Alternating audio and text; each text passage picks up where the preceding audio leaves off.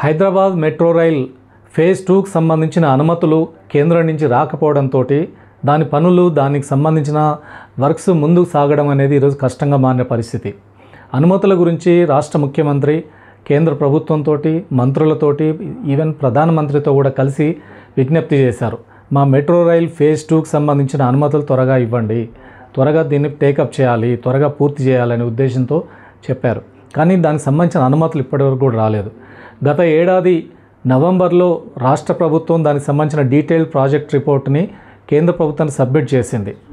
76 కిలోమీటర్ల పొడవైనటువంటి ఒక 5 కారిడార్లలో ఈ మెట్రో రైల్ని నడపడానికి దాంట్లో దాదాపుగా 24,000 కోట్ల రూపాయల ఖర్చుతోటి ఈ నిర్మాణం చేస్తామని చెప్పి ప్రభుత్వం డిపిఆర్ ఇచ్చింది. కానీ ఆ డిపిఆర్కి ఇప్పటివరకు అనుమతి రాలేదు. 4 నెలలు గడిచినా ఇంకా ఎంత ఆలస్యం అవుతుందో అర్థం కాని పరిస్థితి ఉంది.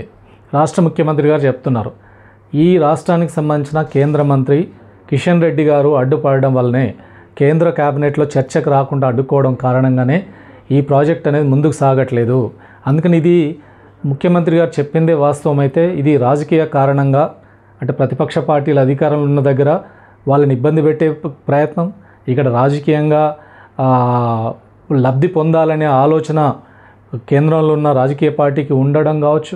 ఏమైనా ఈ కారణాల రీత్యా ఈరోజు కేంద్ర ప్రభుత్వం అనుమతి ఆలస్యం చేయడం కారణంగా ఇక్కడ హైదరాబాద్లో మెట్రో రైల్ ఫేజ్ 2లో ఉన్న మొదటి భాగానికి సంబంధించిన ఈ పనులు ఇప్పటికి కూడా ముందుకు ఎప్పుడు మొదలవుతాయి, ఎప్పుడు ముందుకు సాగుతాయి అనేది ఇప్పుడు ఈరోజు కష్టంగా అర్థం కాని పరిస్థితి కనపడుతుంది. మరోవైపు కేంద్ర మంత్రి గారు కానీ ఇక్కడున్న బీజేపీ నాయకులు కానీ వాళ్ళు మాట్లాడుతున్న తీరు చూస్తే కూడా ఇది ఒక గందరగోళం సృష్టించే ప్రయత్నాలు కనపడుతున్నాయి.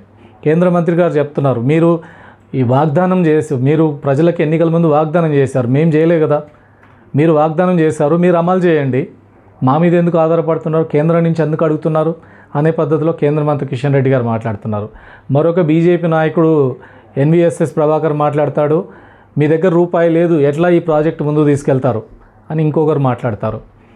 మరి కేంద్ర ప్రభుత్వానికి ఈ హైదరాబాద్ నగరంలో మెట్రో రైల్ ప్రాజెక్ట్ని నడపాలనంటే, మెట్రో రైల్ నిర్మాణం జరగాలంటే ఈ ప్రాజెక్టుని రాష్ట్ర ప్రభుత్వం, రాష్ట్రం, కేంద్రం కలిపి జాయింట్ వెంచర్లో ప్రారంభించాలని ప్రభుత్వం చెప్పింది. దీనికి ప్రారంభంలో ప్రాథమికంగా కేంద్ర ప్రభుత్వం ఆమోదించింది. డీటెయిల్ ప్రాజెక్ట్ రిపోర్ట్ ఇచ్చింది, కంప్లీట్గా దానికి ఆమోదం ఇస్తే కేంద్రం యొక్క వాటా కూడా దాంట్లోకి వస్తుంది.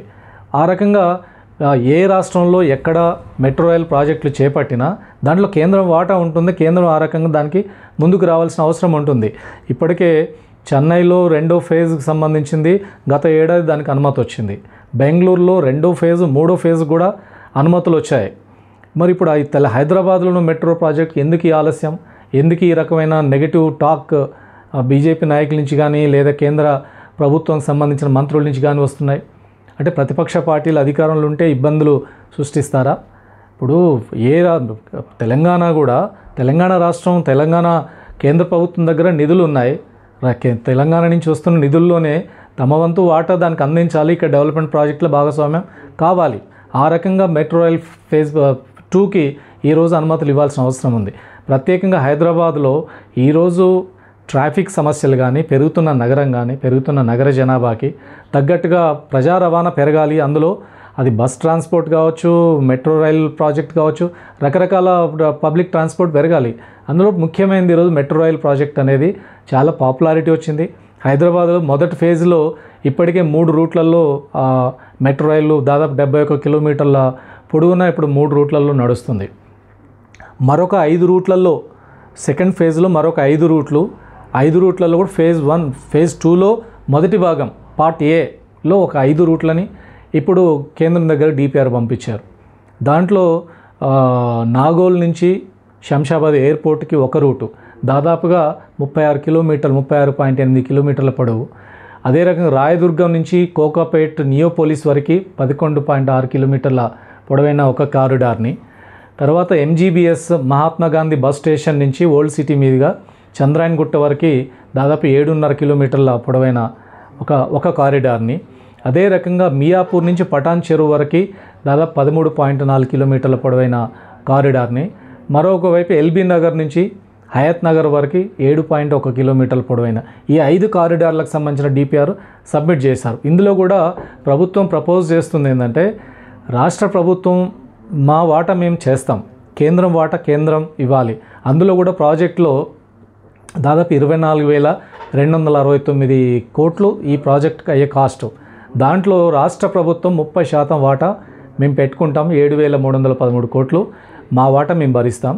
సెంట్రల్ గవర్నమెంట్ సంబంధించి 18% అంటే 4,230 కోట్లు సెంట్రల్ గవర్నమెంట్ పెట్టుకోవాలి. ఆ రకంగా సెంట్రల్ స్టేటు జాయింట్ వెంచర్లో దీన్ని నడపాల్సిన అవసరం ఉంది.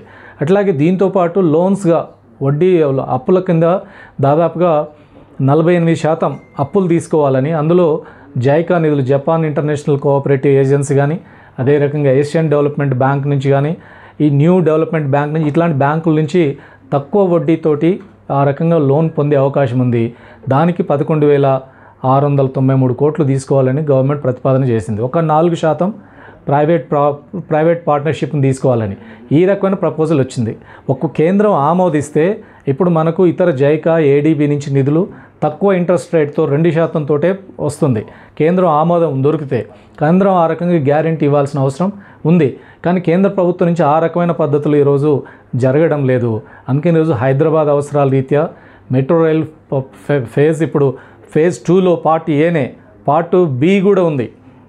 ఆ తర్వాత ఇంకా దాని డిపిఆర్లు, దానికి సంబంధించిన ప్రిపరేషన్లు జరుగుతున్నాయి. అందులో ఇప్పుడు శంషాబాద్ నుంచి ఫ్యూచర్ సిటీ వరకు వైపు ఒక రూటుని, అదే రకంగా సికింద్రాబాద్ నుంచి మేడ్చల్ వైపు, షాంబీర్పేట వైపు 2 మార్గాల్లో, ఇట్లా పార్ట్ బిలో కూడా చేపట్టేది ఇంకా భవిష్యత్ ప్రణాళికలు ఉన్నాయి. ఇప్పుడు పార్ట్ ఏ ఫేజ్ 2లో పార్ట్ ఏ పూర్తి కావాలి. దీనికి కేంద్రం అనుమతులు ఇస్తే త్వరగా దాని ఆ రకంగా వేగంగా పనులు జరగడానికి అవకాశం ఉంటుంది.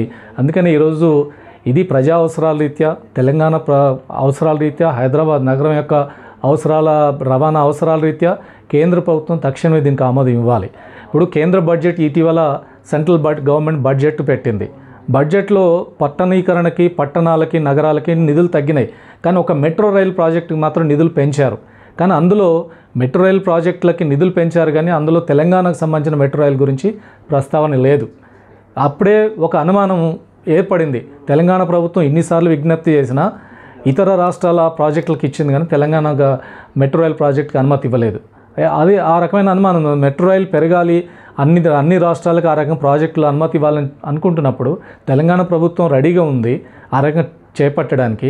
హైదరాబాద్ పెరుగుతున్న అవసరం రీత్యా, భవిష్యత్తు రీత్యా దాన్ని చేయాల్సిన అవసరం ఉంది.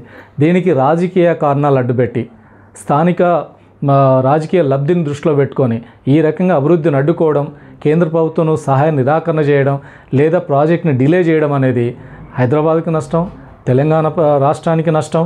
ఇప్పటికైనా కేంద్ర ప్రభుత్వం తక్షణమే దీనికి అనుమతులు ఇవ్వడం ద్వారా రాష్ట్రానికి, హైదరాబాద్కి సహకరించాల్సిన అవసరం ఉంది.